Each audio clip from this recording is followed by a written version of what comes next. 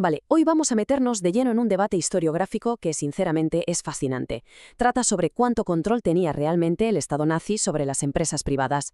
La visión tradicional suele pintarnos una imagen de control absoluto y total, pero las investigaciones económicas recientes de Christoph Buchheim y Jonas Scherner nos muestran una dinámica muchísimo más compleja.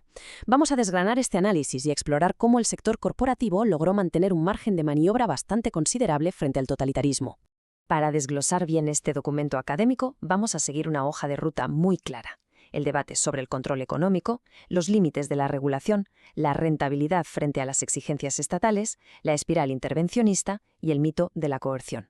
Punto 1. El debate sobre el control económico. Vamos a empezar derribando un poco el mito predominante sobre la economía del Tercer Reich. Fijaos. Lo realmente interesante aquí es el choque directo entre dos visiones enormes. Por un lado tenemos la teoría de la caja de Skinner del historiador Peter Hayes. Este modelo sugiere que las empresas eran tratadas casi como ratones de laboratorio, ¿sabéis? Dirigidas y condicionadas totalmente mediante el miedo y una regulación implacable.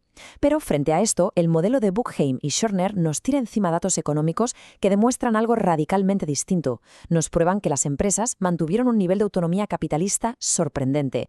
No eran simples marionetas para nada. Seguían tomando decisiones basándose en cálculos de mercado y buscando su propia rentabilidad a largo plazo. Punto 2. Los límites de la regulación. A ver, si el régimen no era un control hermético perfecto al estilo caja de Skinner, la pregunta es obvia. ¿Cómo se las apañaban las empresas con estas regulaciones aparentemente tan estrictas? Para entenderlo, tenemos que recordar rápidamente el concepto de costes de oportunidad. Básicamente, es lo que dejas de ganar cuando eliges un camino en lugar de otro. Las juntas directivas de aquella época estaban continuamente calculando esto. Sopesaban los riesgos financieros de obedecer a ciegas los deseos del régimen frente al daño que eso le haría a sus propios balances. O sea, colaborar tenía un precio para la empresa. Y esto demuestra de manera brillante que las normas nunca fueron totalmente férreas. Aunque el gobierno imponía cuotas estrictas de materias primas, las empresas seguían conservando la libertad de decidir qué fabricar al final con esos materiales. Literalmente encontraban y aprovechaban todos los vacíos legales posibles. Por ejemplo, había bonificaciones especiales por exportar, así que resultaba súper jugoso desviar recursos hacia allí en lugar de hacer lo que el Estado pedía para el mercado interno. Además, un dato clave, las empresas obtenían tantos beneficios que a menudo se autofinanciaban, así evitaban tener que pedir dinero en los mercados controlados por el Estado, creándose un escudo de independencia financiera brutal. Pasamos al tercer punto, rentabilidad frente a las exigencias del Estado. Vamos a ver esto con ejemplos históricos concretos, porque es increíble ver cómo esta cabezonería empresarial llegó a frustrar los grandes planes militares del Estado. Si miramos industrias clave, vemos que las prioridades del gobierno y de los empresarios chocaban sin parar. El Estado exigía de forma imperativa a la industria del acero que ampliara sus fábricas para acelerar el rearme. ¿Y qué hicieron las empresas? Pues acumularon dinero en efectivo. Se negaron en rotundo a asumir el enorme riesgo financiero de construir plantas nuevas. Y ojo, que no es un caso aislado. Al gigante químico IG Farben le pidieron que multiplicara su producción de fibras sintéticas y simplemente dijeron que no.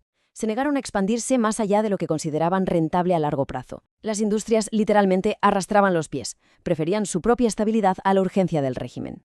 Aquí la clave de todo es que no invertían, pero no porque el Estado se lo estuviera bloqueando con burocracia, que va, al revés, el Estado suplicaba que invirtieran. El freno lo ponían los propios directivos, porque les aterraba el concepto de exceso de capacidad. Básicamente entraban en pánico pensando que al terminar la guerra, el auge económico colapsaría y se iban a quedar con fábricas gigantescas completamente inútiles. El instinto de supervivencia corporativa pesaba mucho más que cualquier tipo de patriotismo dictatorial.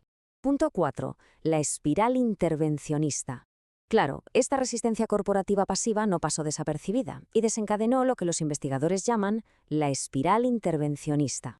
La industria textil es el ejemplo perfecto de esta dinámica de acción y reacción fallida. Primero, el Estado, queriendo forzar la autarquía, obliga a las fábricas a usar un porcentaje de fibras sintéticas.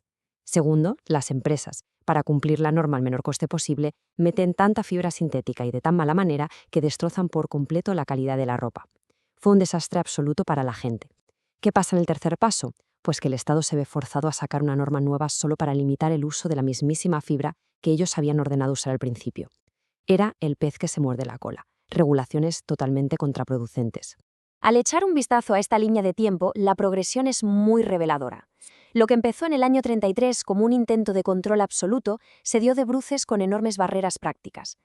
Para 1942, imponer normas de forma unilateral había fracasado tan estrepitosamente que Albert Speer, el ministro de Armamento, prácticamente tiró la toalla frente a la burocracia estatal.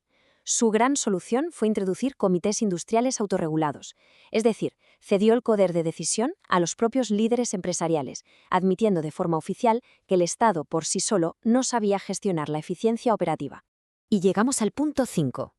El mito de la coerción. Llegados a este punto del análisis, es normal que nos surja una duda fundamental.